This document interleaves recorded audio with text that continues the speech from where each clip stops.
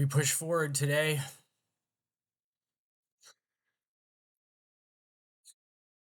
on Israel between Zionism and Israeli nationalism, the liberation of Palestine. Um, I will start with a quick tidbit. There's a book called Orientalism by Edward Said. It talks about the idea of that the Orient, the Oriental is typically the is considered Japanese. However, Arabs are also considered Oriental from the American perspective.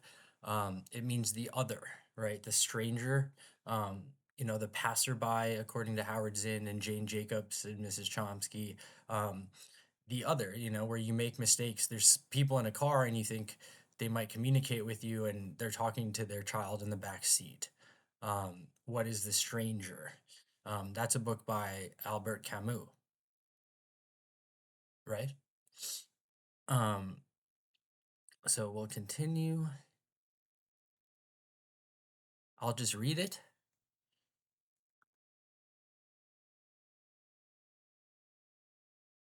Okay.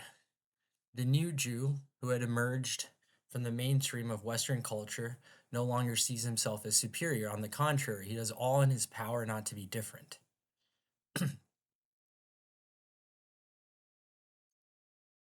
It is no wonder, therefore, that there arises in his heart and is heard from his lips the overpowering question of what advantage is my Jewishness to me? Why should I continue to suffer for it? Why should I continue to cherish it? If you look at Hamlet, uh, Hamlet says, "Get thee to a nunnery." There's a quote, "You do protest too much," right? Those who protest too much are hiding something. Why should I continue to suffer for it? Why should I continue to cherish it? To a growing number of intellectuals in Brith Shalom, the acute stress of estrangement or alienation, according to Edvard Munch, as described by Aham, can be found. James Arlas Saraf as tested, I am a Jew and feel strong and proud in my Jewishness. I feel that my essence is different from the German essence. And I think of obscuring this, right? So, of who I am as a human being, I feel to obscure it, right? To obstruct justice.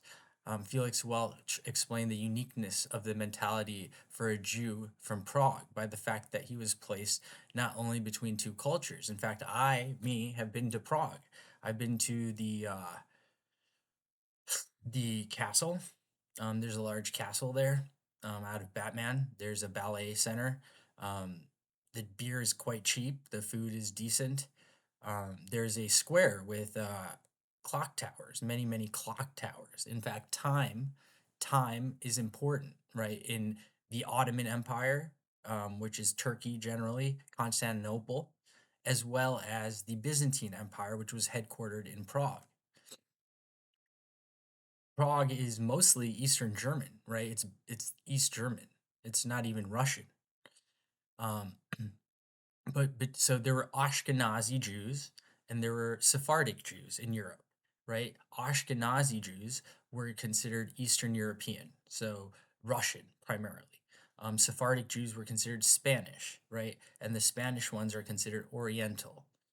Um, in a position of observing from the side, like Heidegger said. Thus, Ahad Ham, who is his son, believed this existentialist identity crisis for the Jew would have an answer that could not be found in exile, right? The American, the Palestine, the Arabic American criticism of Jews in America who consider themselves Israeli is loyalty. They are loyal to Israel, right? They You can't be in America and be loyal to Israel because that is called exile, according to this paper. Martin Buber found his experience, and it's important to remember when you're in college that if you were to write a paper about slavery, you might actually have a theory that slavery is okay. As we found out today, there are white and black slaves, right? It's called the road to serfdom. And you might make a mistake and say, somehow you might mess up and say that slavery was okay at the time. And, we have to face that reality that in a thesis you may be wrong and still get a B. The spiritual renaissance. Oh, and Martin Buber found in his experience what was Ahad Ham's essential thesis. The first impetus or reason toward my liberation came from Zionism. I can only intimate what it meant for me, the restoration of the connection, the renewed taking root in the community. This spiritual renaissance made it clear for Buber, congruous with Ham, that a state of Israel should not be an end itself, but rather the means for liberation. A homeland for Jews. So if you were to say that, you would say the founding fathers wanted America to be a means for liberation for themselves, not for people in the future. A homeland for Jews would only thus serve as a vehicle in the ultimate goal. Thus, there arises the first distinction between earth and heaven and hell, and the political or labor Zionist aspirations. That is in contrast to Theodor Herzl and his followers, Aham, Buber, and later the members of Brit Shalom, did not conceive of a Jewish homeland, a specifically religious place, um, but rather um, a solution to social and political oppression. Instead, they viewed it as the key to the renewal of Judaism. Judice, Tuesday. Ahad Ham used the term Hibat Zion, right? Love of Zion. That's the term, right? For, the love of habitat, to be juxtaposed with, even contrasted to, Zionism. I perhaps Catholicism versus Protestantism. He explained true Chabad Zionism, this is a quote, is not merely a part of Judaism, nor is it. Let me make sure this is filmed. Yes, 7 minutes. Our true Chabad Zionism is not merely a part of Judaism, nor is it something added on. It is the whole of Judaism. Our nation's unity, its renaissance, and its free development through the expression of universal human values in the terms of its own distinctive spirit. Political Zionism, for Ham and Habuber, do not seem to touch upon the innermost feelings of a Jew. To them, Zionism, or to use Buber's term, Hebrew humanism, must focus on its nature on efforts to capture the heart and inner world of the Jew.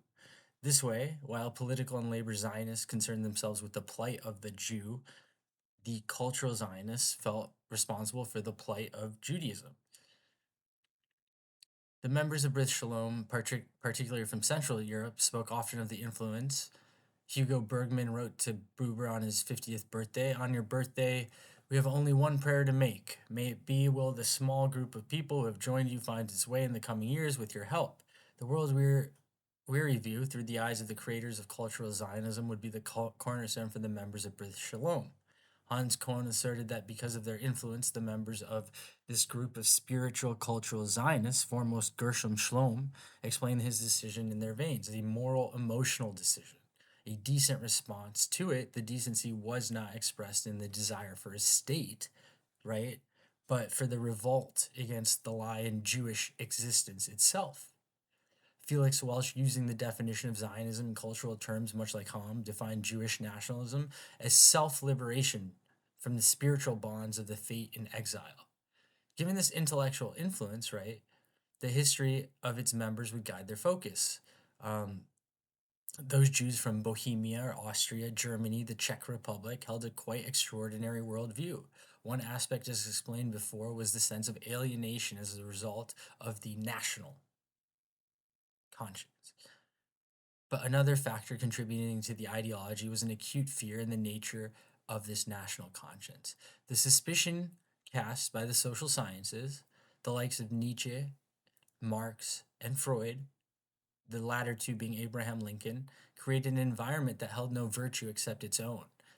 This led for the members the idea, if you look at World War I, it was true, it is 1914 to 1929, won by England, created an environment that held no virtue except its own. The awareness of belonging to a collective will to power.